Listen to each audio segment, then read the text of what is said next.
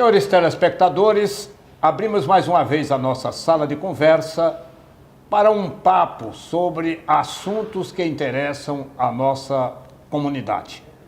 O nosso convidado de hoje é o professor João Rosendo Filho, que atuou aqui em Patos durante vários anos, principalmente na direção do Colégio Diocesano de Patos.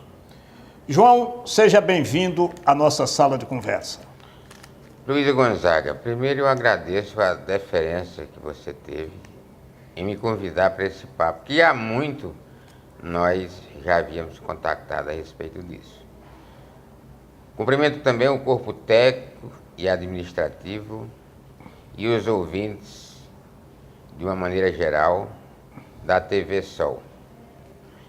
Estou à sua disposição, Luiz, para nós conversarmos, relembrarmos e citarmos fatos que passaram e que marcaram as nossas vidas, com consequência para essa geração que aí está. João, você é de Condado, criado em Malta. Como é que chegou até aqui? Luiz, é um histórico meio complicado, porque a gente vai ter que misturar um pouco pobreza com força de vontade e com a mão de Deus. Na verdade, eu nasci em Condado, num sítiozinho chamado Rua da Paia, que ainda hoje existe, mas aos 9 meses, minha avó, que morava em Malta, foi me buscar. E aí eu fiquei sendo filho de Rosa América, minha avó, e tomando a benção também a minha mãe lá em Condado, que chamava-se Dina América. Nesse íntere, Luiz, houve muitas, vamos dizer assim, adversidades, dificuldades, mas eu tenho certeza, Luiz Gonzaga, que não faltou um só instante na minha vida a mão de Deus. Porque assim ele foi trilhando, foi moldando, foi me incentivando, que eu não tinha motivo nenhum para realmente ter vontade de continuar. Por conta da pobreza, por conta das dificuldades, morando no sítio, estudando na rua, como sempre acontecia. Mas aí nessa caminhada, apareceu em minha vida, ou eu apareci na vida dele, mais naturalmente, dele que eu me reporto, chama-se Padre Acácio Cartacho Ruli. Eu caí na graça dele. E aos poucos eu fui me aproximando dele, que ele era muito assim, respeitado, mas não só pelo respeito, ele tinha uma parte também assim de atemorizar as pessoas com, digamos, com atitudes severas, chamando a atenção nas celebrações para determinadas coisas.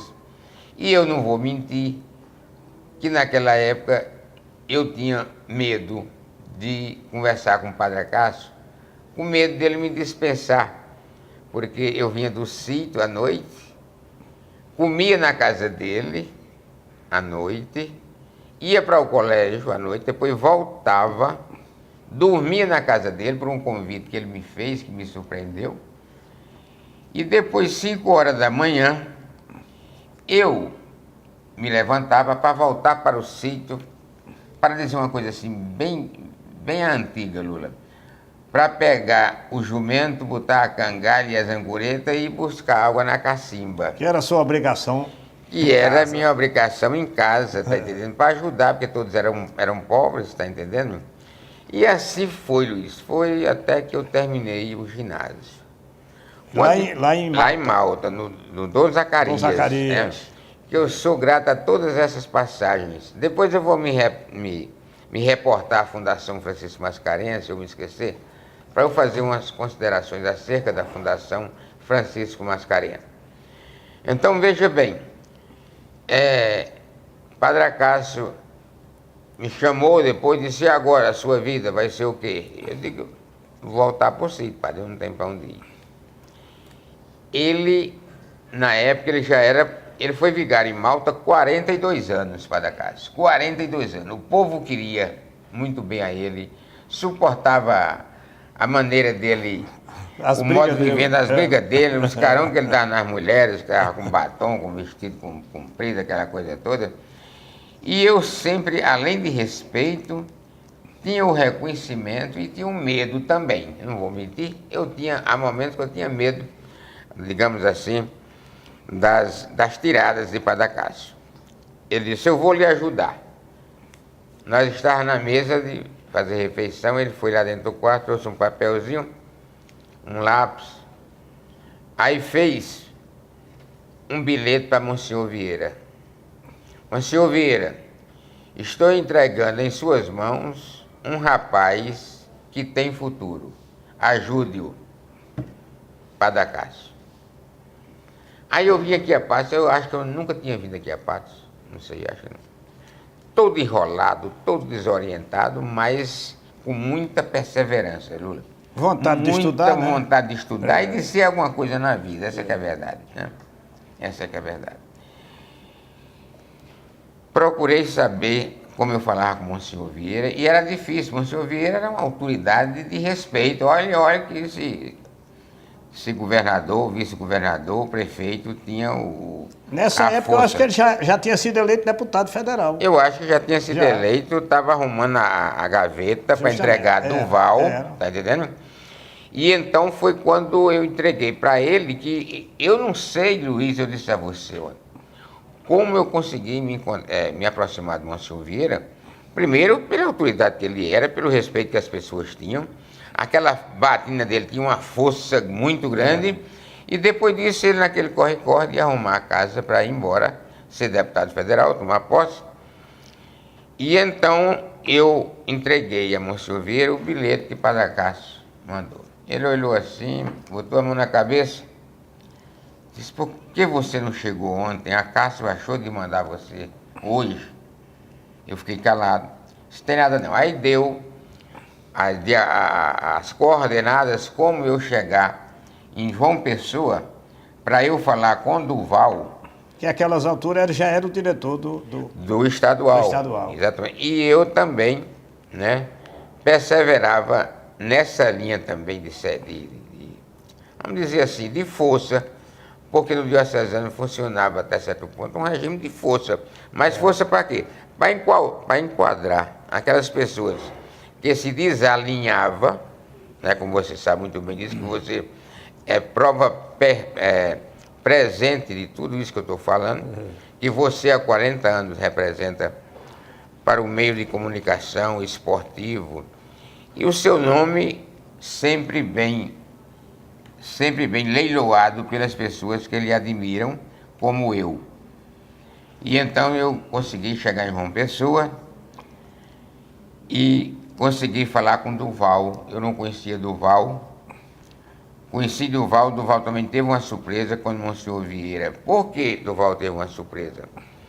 Monsenhor Vieira tinha composto com Duval a relação dos primeiros funcionários do Colégio Estadual. Né? Tudo definido. E então Monsenhor Vieira sugeriu que Duval tirasse um nome, eu não me reporto quem foi na época, nem sabia, para me colocar por conta da recomendação do Padre Cássio. Duval ficou assim meio chocado, mas conseguiu pegar a relação que estavam os nomes para serem publicados no Diário Oficial do Estado e me botou como subsecretário do Colégio Estadual de Patos, de Madalena Araújo, né? Muito braba, muito eficiente, muito querida. Aprendi a administrar, se é que eu sei administrar, agora não sei mais não. E ainda hoje é independente com mais de 90 anos de idade. E tenho uma vontade louca de me ver. Eu sou sem vergonha que vou a João Pessoa e não faço uma visita, mas vou fazer uma visita a ela. Aí, Lula, eu volto para Patos. Feliz da vida, porque eu já tinha um espaço, né? Eu já tinha um espaço reservado para mim. Antes, Luiz, eu fui prefeito do internato. O estadual antigo, existiu a partir da venda do prédio do diocesano para o Estado. Então, existia no diocesano um regime de internato. Aqueles rapazes que vinham das cidades, que tinham condição financeira, vinham de Campinas, vinham de Sousa, de Cajazeiras, para ser aluno do colégio diocesano. E ficavam em regime de internato. Então funcionavam os dois juntos lá na Praça João Pessoa. Na Praça João Pessoa. O diocesano funcionou lá até o final de 1966. Isso aí. Né? E então eu fico como prefeito de internato. O prefeito de internato é aquele cara chato. Não é porque ele queira ser chato. Porque os alunos, por exemplo, você sabia que havia uma reciprocidade. Muitas moças vinham para ser internas do Colégio Cristo Rei. E muitos rapazes vinham para ser internos do Colégio Diocesano. E no domingo tinha a saída. Um era masculino, o outro era feminino. Exatamente. Não tinha turma mista ainda. Não. E então o domingo era, digamos assim, o dia mágico para eles se namorarem, para eles trocarem ideia. E qual era o instrumento do prefeito? No caso, eu.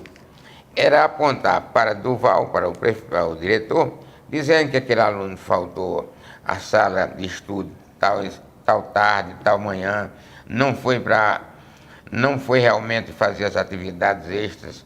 Aí simplesmente o aluno era cortado da saída. Passava 8 dias esperando. O prefeito tinha que ser dedo duro, né? Tinha que ser dedo duro, mas pagava caro. O que eles puderam rasgar de mim, tá entendendo?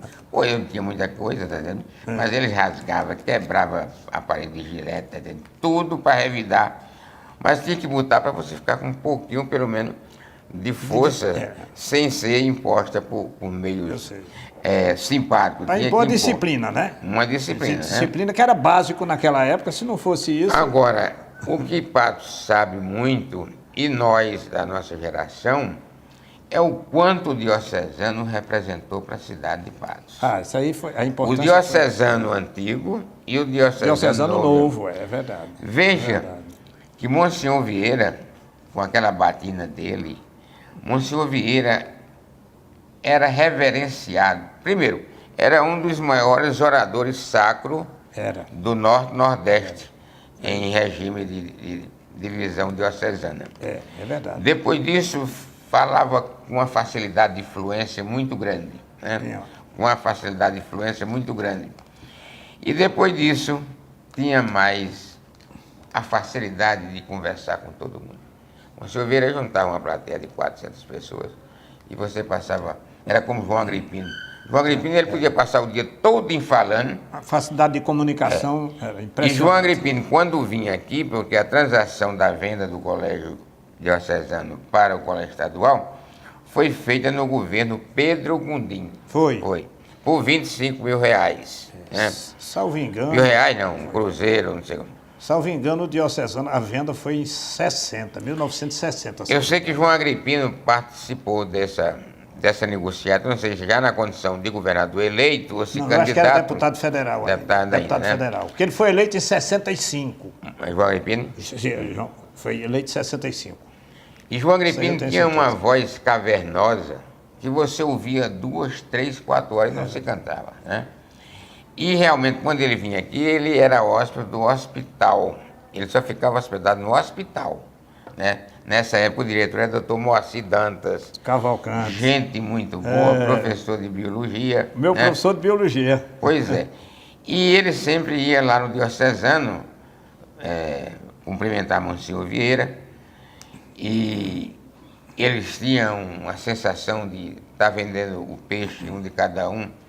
O Estado vendendo o peixe que tinha desembolsado o dinheiro para que Patos tivesse o seu colégio estadual. E Monsenhor Vieira vendendo o peixe da diocese, dizendo que tinha facilitado a transação para que isso ocorresse. E foi o que aconteceu. Né? Com o resultado dessa transação, a diocese construiu o diocesano novo, né? Foi. Já antes de funcionar quase o antigo diocesano, o outro já estava sendo terminado.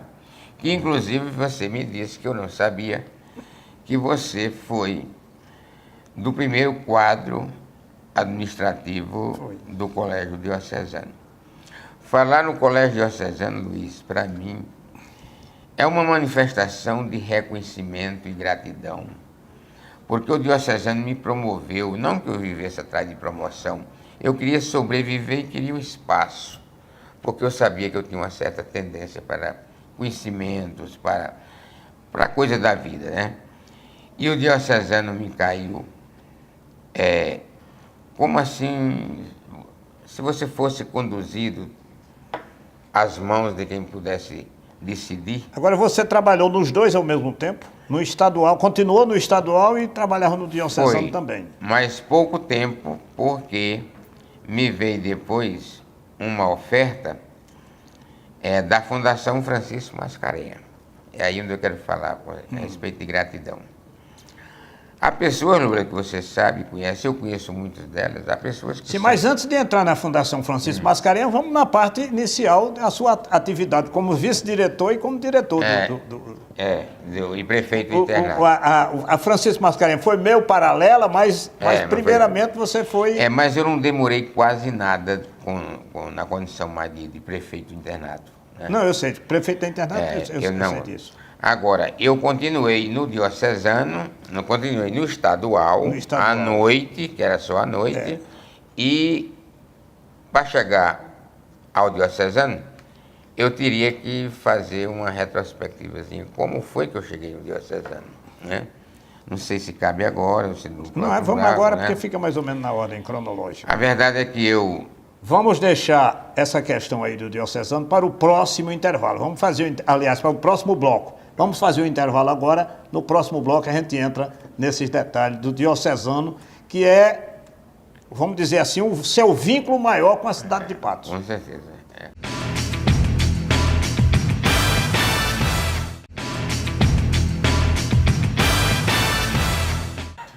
Voltamos à nossa sala de conversa, hoje entrevistando o professor João Rosendo Filho. João, vamos agora à história do diocesano. Como você chegou ao diocesano de Patos? Diocesano novo, né? Você tinha trabalhado inicialmente no diocesano antigo como na parte de disciplina, não é? Como prefeito, né? Que a gente chamava naquele tempo, era o prefeito dos internos, né? É verdade. Como é a sua chegada agora ao diocesano novo, que foi uma outra etapa da sua vida, numa outra realidade? Olha, Luiz, já havia, quando eu estava lá no estadual ainda, já havia se falar muito no Colégio Novo do Diocesano, no bairro de Belo Horizonte. E as pessoas tinham assim como você tivesse um objetivo e você tinha que alcançar. As pessoas queriam chegar a todo custo no diocesano. Por quê? Porque numa passagem de pouco tempo, passou lá como diretor Padre Luciano. Luciano Correia Lima de Menezes. Exatamente. Depois fui para a Rádio Espinhares, não é isso? Foi diretor da Rádio Espinhares. Foi meu diretor na Espinhares e foi meu diretor no Colégio Diocesano.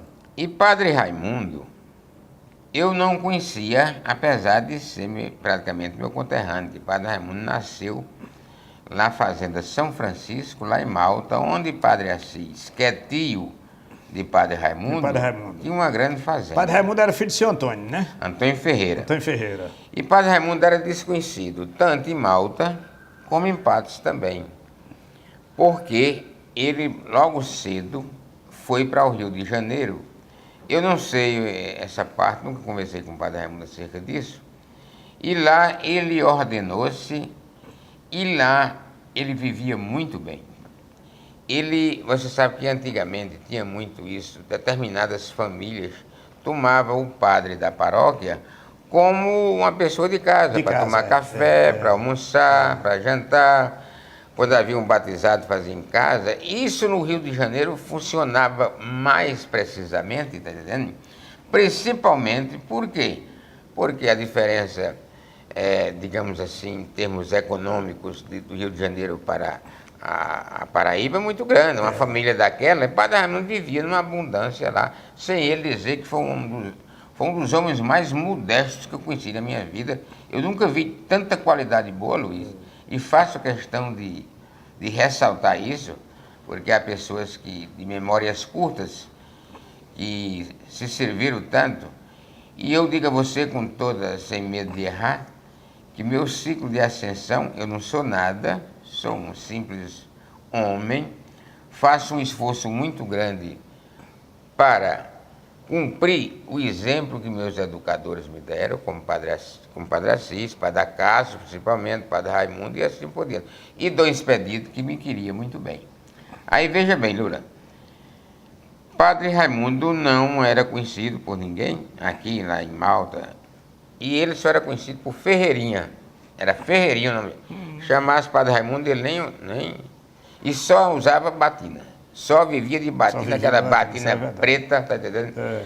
E Magro de magro, batina de preta. óculos, uma miopia violenta, uma batina da cor de barro, que ele metia-se para o lado de Santa Gertrude para buscar aluno, tá entendendo? Só uma média e assim por diante. Bom, e Padre Raimundo teve que vir aqui por solicitação de Padre Assis para visitar a mãe dele na época que estava doente, a mãe de Padre Raimundo, esposa de Antônio Ferreira. E Padre Raimundo veio muito sutilmente, que ele era muito reservado, muito demais, Padre Raimundo. E ao término da visita, um dia ou dois ou três, não me lembro quanto tempo, Padre Assis disse: olha, Raimundo, Padre Assis chamava Padre Raimundo de Assis, na hora de Raimundo. Olha, Raimundo, você tem a obrigação de visitar o bispo, porque você veio aqui e eu tenho orgulho de lhe apresentar como meu sobrinho, bem situado no Rio de Janeiro, está entendendo? E Padre Raimundo, Luiz, não tinha a menor intenção de ficar por aqui. Jamais. Aí fez a visita, aquela coisa toda, e parece que foi na presença de Padre Assis. Aí Monsenhor Dom Expedito disse: Padre Raimundo, já que o senhor é daqui, eu estou com dificuldade de indicar um novo diretor para o diocesano. Por que o senhor não dá essa ajuda ao seu povo? Pelo menos nessa parte de implantação, de ficar à frente e tal. Ele ficou de dar resposta a Padre Assis, para Padre Assis responder a Dom Expedito. Por algum tempo ele disse, com muito convencimento de Padre Assis, ele aceitou vir implantar. E assim foi feito. Padre Raimundo, Luiz, você sabe disso, mas eu sei mais precisamente que o meu apartamento era vizinho dele. Quando ele começou a atuar, foi uma verdadeira revolução. Porque o pessoal só falava no maior educador da Paraíba e de Patos, Monsenhor Vieira. Monsenhor Vieira. Na verdade, não se tira esse mérito. Agora, educador, propriamente dito, eu conheci em Padre Raimundo. Ele começou a revolucionar, trazer alunos para dentro do diocesano. Uma fanfarra que era a melhor de Patos. O futebol amador era o melhor da Paraíba. O futebol amador do diocesano era o melhor da Paraíba. Os jogadores que tinha, como João Grilo, tem muitos. Eu vê-lo, eu sei quem é. E então ele ia para o Rio de Janeiro, todo ano ele ia passar 6 meses no Rio de Janeiro, né? Quando vinha com uma carroça de presente. O diocesano chegou a ter 1.280 alunos, está entendendo? Todos eles recebiam um presente de Padre Raimundo. Era chaveiro, era gilete, era o barbeador, eu sei lá o que era. Fora a roupa dos jogadores que ele trazia, digamos assim, cada um mais bonito e mais chamante, assim, e tudo com dinheiro gosto, dele, né? Tudo com dinheiro dele, era impressionante. Eu me lembro disso porque ainda hoje minha esposa Arlene lembra desses presentes que Padre Raimundo trazia para os estudantes. Né? Demais. Ela foi aluna lá do... Aí foi quando começou, nessa época, eu continuava sendo vice-diretor de Padre Raimundo. De Padre Raimundo. Mas ele me fez de tesoureiro também, acumular tesoureiro e vice-diretor. E para mim, me sobreviveu e eu vi a hora de não suportar ter que entregar, porque Padre Raimundo dava bolsa rasgado, Luiz. Tinha a mensalidade de uma filha do Dr. Olavo, por exemplo, de Alcides Candeia, de outras dúzias, tá chegando? De outras dúzias poucas, o resto tudo era bolsa de estudo, que a gente recebia, mas recebia só no final do ano, ou às vezes 2 vezes por ano. E enquanto isso, vocês tinham que fazer milagre para pagar o pessoal. Quantas vezes chegaram 3 meses? Mas o pessoal, os fornecedores e os professores, pena que os professores todos eram pobres, assim, que às vezes só tinham um vínculo e precisavam daquele salário, tá entendendo? Mas não pressionava muito a mim, porque sabia que aquela conta não era feita por mim. Era Padre Raimundo, na sua bondade, dando bolsa de estudo, sem ter lastro de sustentação para isso, né? E começou então a coisa a ficar difícil. Aqui tem muita gente aqui em Patos que estudou graças a essas bolsas de estudo. Mas se perguntarem, eles dão um testemunho. E eles são reconhecidos. Eu já ouvi de muita gente isso. Não, eles são reconhecidos. É verdade. E o difícil, Lula, foi que quando o Padre Raimundo, ele não era afeito a esse negócio de elogios, não, era, nem de admiração. Ele não gostava de pregar. Ele celebrava a missa, 2, 3 palavras, ele estava parando por aí, tá entendendo? Olhe, poucas pessoas entraram na vida íntima assim, de padre Raimundo, no dia a dia, porque lá no diocesano, sim, aí foi transferido para o diocesano lá, o internato de crianças pequenas, jovens, digamos até 14 anos, tá entendendo? Lá. Que dormia lá, tomava café, almoçava e jantava. E tinha uma mensalidade, pagava essa mensalidade. Né? E tinha 2 pessoas que tinham a intimidade de brincar com o Padre Raimundo, que o refeitório ficava embaixo, o diocesano aqui, o refeitório embaixo, o campo de futebol de lado. Era Pedro Saraiva de Moura, que era da ANCAR. Da ANCAR? Sim, amigo meu. E Edivaldo Mota. Edivaldo Mota, Padre Raimundo ria muito com Edivaldo. Edivaldo tinha muito respeito a Padre Raimundo, mas dizia umas brincadeirinhas que Padre Raimundo só fazia rir, tá vendo? Se você me permite, eu vou contar só uma de Edivaldo Mota com o Padre Acácio. Era com o Padre Raimundo, né? Tinha uma árvore lá. Um dos entretimentos do Padre Raimundo à noite para tirar o estresse era aguar umas plantas que tinha lá embaixo, bananeira, laranjeira e outras coisas tais. E uma vez Edivaldo foi lá com a Polônia Gonçalves à noite para falar um assunto e Padre Raimundo mandou me chamar, disse, não, fala aí com o João Rosendo que ele resolve esse assunto. Aí tinha uma fruteira lá, estou esquecido o nome agora, que estava atrofiando, tá entendendo? Inclusive dá uma vitamina muito gostosa, daqui a pouco vou me lembrar.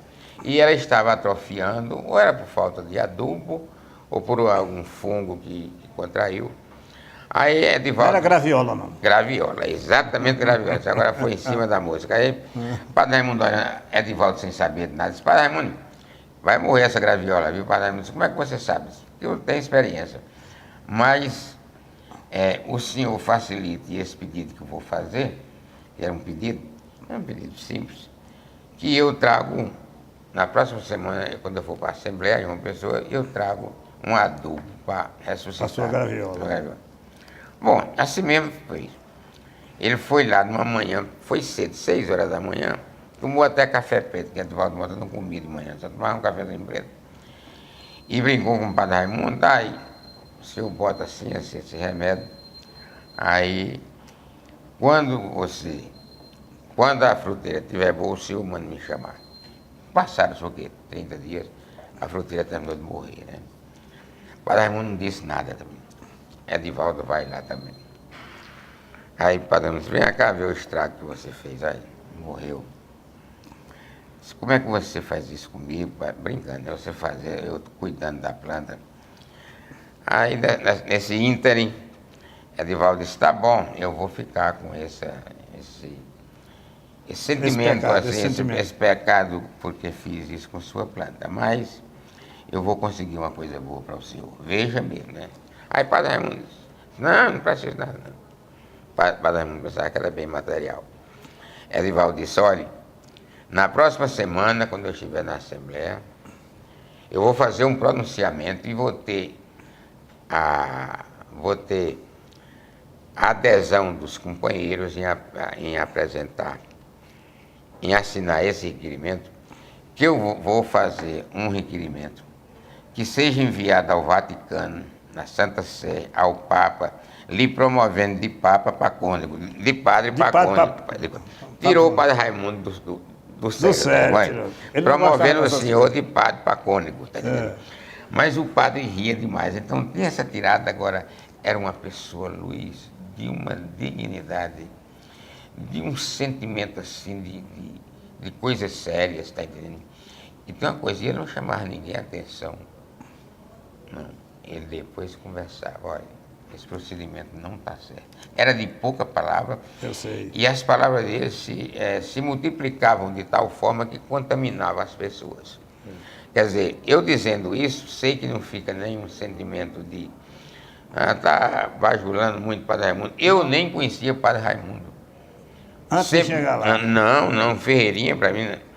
E então, uma noite, eu estava no estadual, à noite, estava recolhendo, as aulas terminavam às 10h40 da noite, eu recolhia, por exemplo, as cadernetas de biologia de hoje da noite e já botava de biologia amanhã de manhã. E Padre Raimundo sempre chegava atrasado no estadual, que ele era professor de latim e professor de português. No latim parece que já tinha saído, não sei, não me lembro. Eu sei que era de português. Aí eu me encarreguei, Luiz, de sustentar a turma, que você sabe que uma turma, quando falta um professor, é a bagunça maior. É uma bagunça maior do mundo. Eu fui fica professor gritando, você naquele sabe tempo. Disso, Ave Maria, tirava a paciência da gente, tirava. Aí eu espontaneamente comecei a sustentar a turma do Padre Raimundo. 10, 15 minutos, ele chegava atrasado, ele vinha da. Ele era vigário, parece que em São Mamédio. Ele era vigário em São Mamédio. Mas a parte daí era mais, digamos assim, do colégio, a preocupação. O Padre Raimundo era, só final de semana é que ele ia para São Mamédio, né?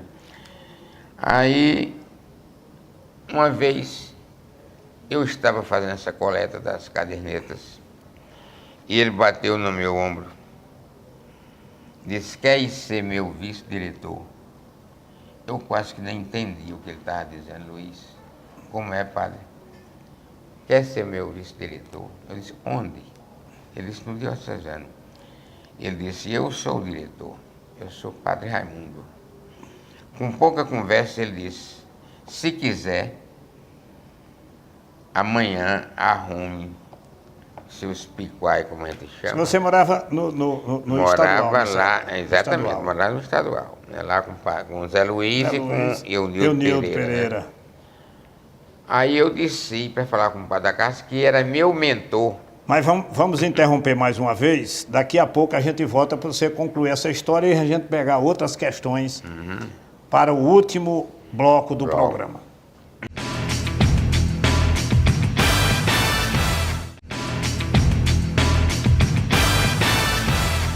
Voltamos à nossa sala de conversa com o professor João Rosendo Filho. João Rosendo, aí, diocesano, até que ano?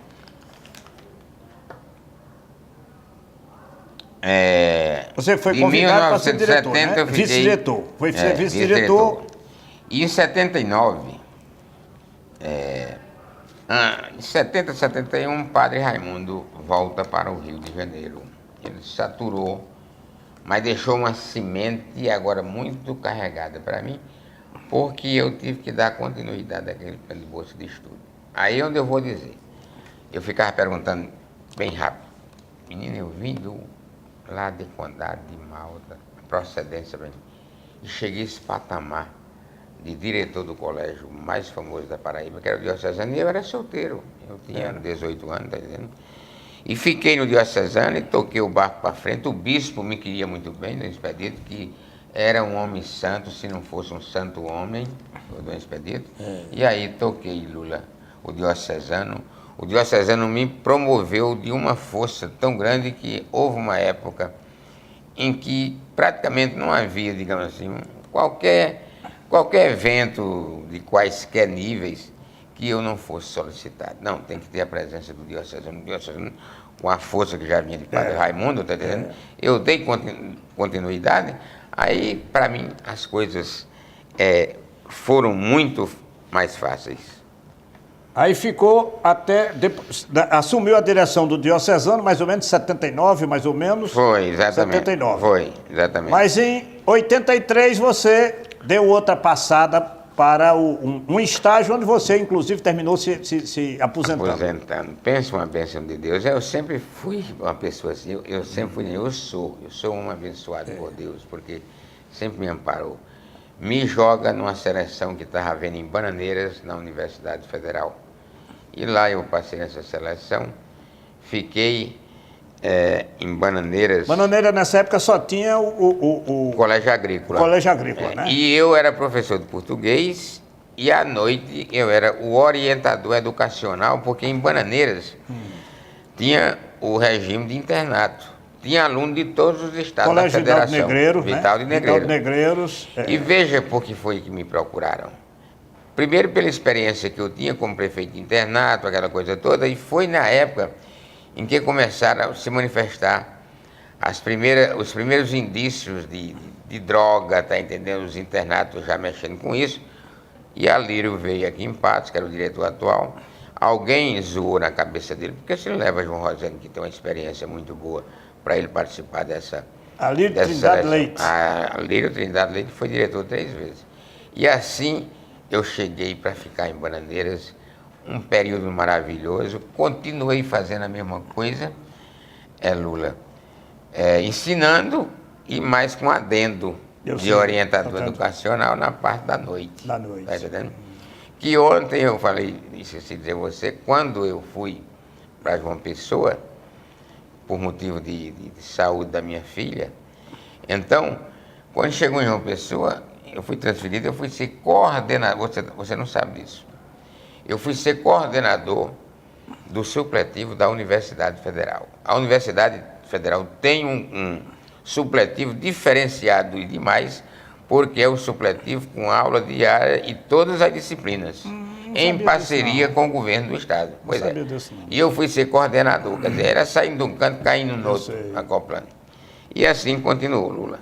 Mas agora, na UFPB você terminou se aposentando. Agora faltou aqui alguns detalhes. Por exemplo, nesse período que você estava em João Pessoa, você foi diretor da 6ª região de ensino. Chamado CRED. O CRED.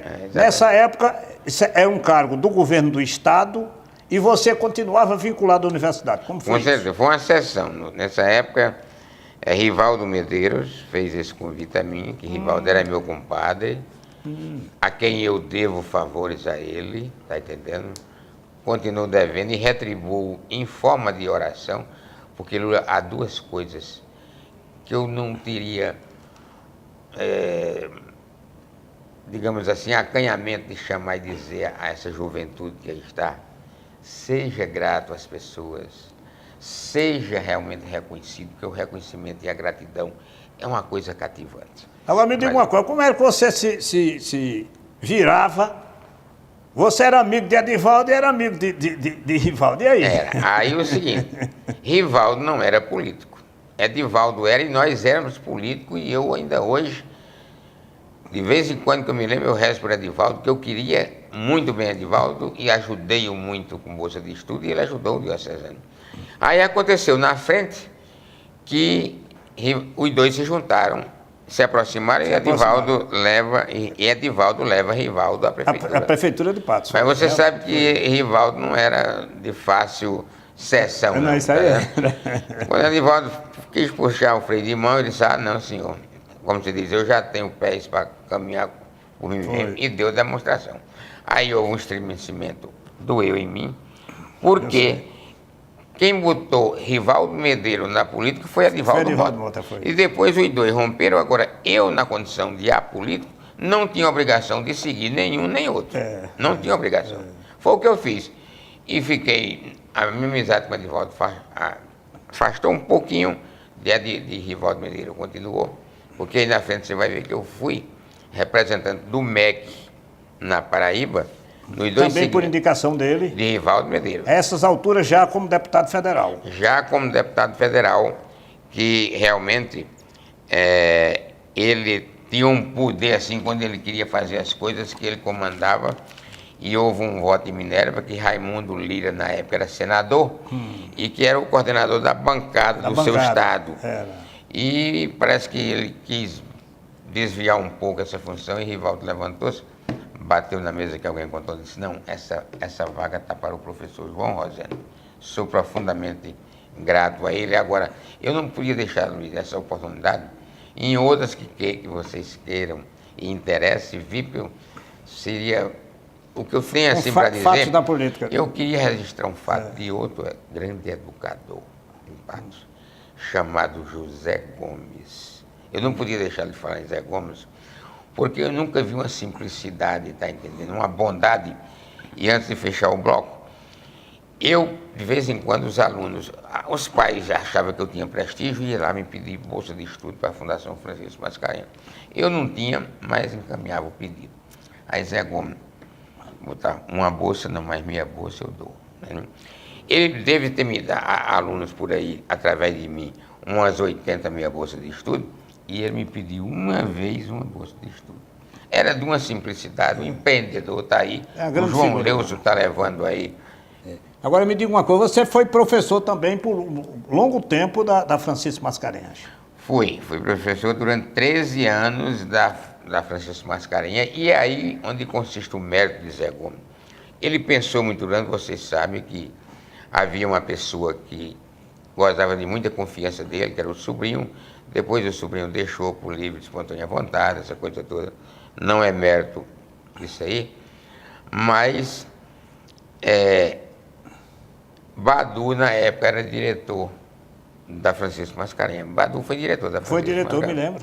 me lembro. E então, encontrando-se comigo, disse, João, tem uma disciplina aí que teu currículo, acho que pega a grade curricular. Qual é? Ele disse, PB, pegava. Introdução à Psicologia e Psicologia Educacional, tanto em Geografia como em Letras. Né? Você, a essas alturas, você já tinha feito curso superior na Francisco Mascarenhas? Graças a Francisco Mascarenhas. Agora, eu fui me graduar em Campina Grande, na Regional, lembra da Regional? URNE. Na URNE, de Moacir Dantas. Né? Eu me graduei em Campina Grande. Né? Mas aí eu conseguia administrar o diocesano durante o dia e à noite eu vim ensinar e o chefe de disciplina comandava. Qualquer coisa eu ia para lá. Né? Mas tudo isso, Lula, isso demandou tempo e demandou muito jogo de cintura. E hoje estou em final de carreira. Né? Não quis mais ensinar por conta da qualidade da maioria dos alunos, tá entendendo? De agressividade, de desmoralização. Você, naquele tempo, você era respeitado, você era realmente submetido à hierarquia, a bons costumes. Hoje não. O aluno, para lhe desmoralizar, é muito fácil. Eu preferi aderir a um segmento que me deu muita força, porque quando eu me aposentei, eu tive um começo de depressão por ociosidade. Eu tinha 3 segmentos seguidos, ocupados de manhã, de tarde e de noite como educador, orientador educacional. Mas aí foi os movimentos de igreja.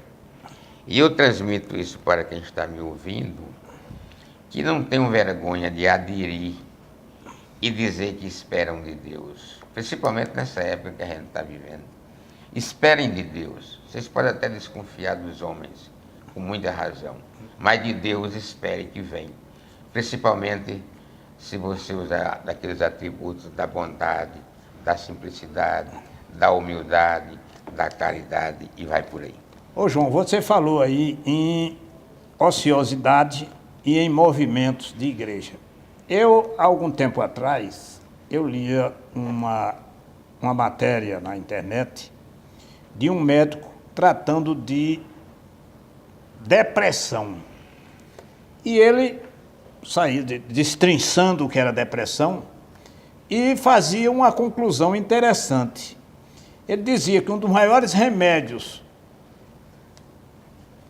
para a depressão era ou trabalhar ou rezar.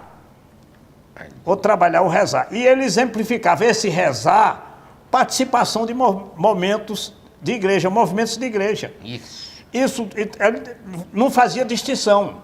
Esse movimento pode ser evangélico, pode ser de católico, pode ser de qualquer denominação.